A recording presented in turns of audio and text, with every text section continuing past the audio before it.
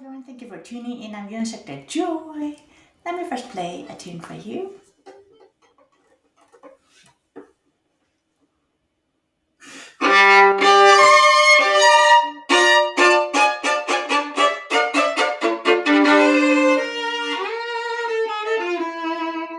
This is an excerpt from Bruch Violin Concerto, the first one, G minor. Thank you for tuning in. Thank you very much for your continued support. I really appreciate. This video is an answer to many subscribers. This Bruch Concerto is a very important repertoire for all advanced violinists to learn and master at some point. And it starts beautifully, but already first page, we have this very difficult chord that plays multiple down bows and in a very uncomfortable left hand position while shifting all these combined at once. So it makes it a little hard for us technically and musically too. So I will show you a couple of tips that you can try when it comes to such passages, multiple fast down bow chords. Chords, whether it's made of 3 or 4 or 5 and so on notes, there are many ways of playing because we can most likely play only 2 strings at once. So we tend to break strings normally like this,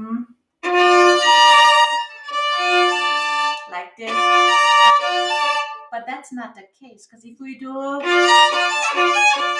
that's gonna be not fast enough, and then it's a little confusing because the melodies. So we often play down bow here. Now here, there are ways of playing 3 strings at once by placing the bow, but this is not what we can use for the Bruch Concerto because there isn't enough time. We just don't have time to make the bow sit. So now I'm going to tell you, we have to combine throwing, spiccato, accent, and active right elbow height. All this at once, simultaneously. I know it's difficult, isn't it? But I hope I will walk you through it. I hope you can try. And it's actually not as hard as we think. So even though we want to play 3 strings at once, we do not play 3 strings at once, but focus first where the melody is. Melody is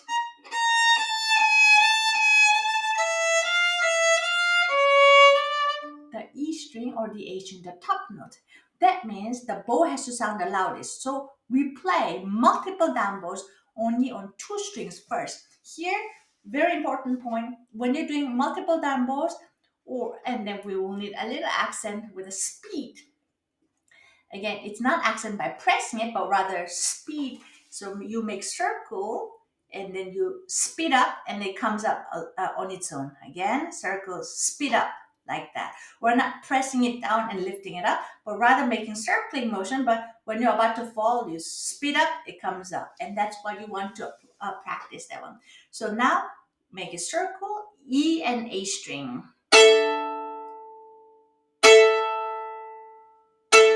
Notice that one, I am staying near the frog. I'm also trying to use a whole of flat hair, not tilted hair. It is difficult to have a strong tone. So use flat hair near the frog and then make a circle. But at the end, it gets a little faster bow speed because I push it this way, but I'm not pressing it. And that's what you want. Notice that when the motion starts before you touch a string, it's not then circling, but the motion starts already in the air and continuing. You need to hear like ding, ding, like little resonant, like a bell-like sound. If you're sounding, this is not what we want. I'm sure you don't sound like that. But listen to ding, ding, like a little beautiful bell ringing. So here.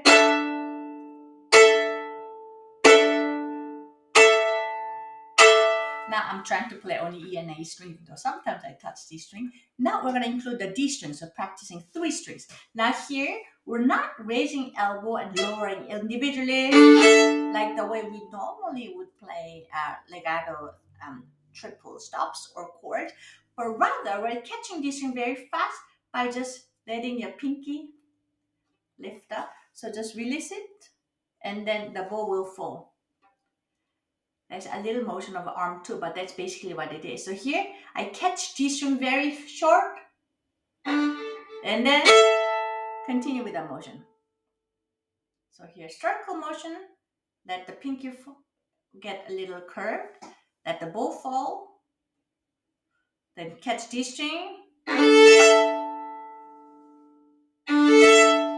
Notice that one, I'm not speeding up on D string, or rather, when I'm on A and E string, then I'm speeding up the bow speed. Then we're trying to do it fast. If you're having a hard time hearing the open E, that means your elbow is not low enough. Make sure your lower elbow low enough, almost exaggerating this motion. It might feel a little athletic, but just so that you teach your arm how to behave. You need to hear ding, E string. Then see if you can apply here.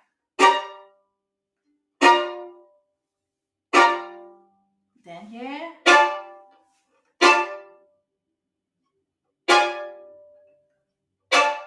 And if you feel comfortable, then try to do 2 times fast.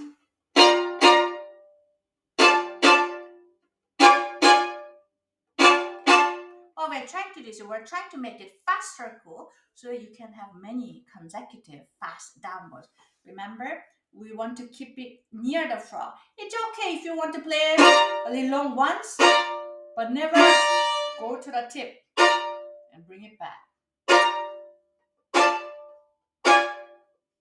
If you feel comfortable, not twice, then you will see you don't have time to use long bow, you have to use short bow. Sorry. And so on like that. So here, this can be practiced in open strings. I mean overly simplifying to make into one video, but like any other bow technique, it's best when you practice an open string. D, A, and E string. The melody is on E string. That means E has to sound beautifully and resonant, and that's the key. Yeah. I wish you all happy practicing. I hope this gave you an idea. Thank you for watching, and thank you for your continued support. I wish you all a happy practicing. Look forward to seeing you in our next video. Bye bye. Thank you very much.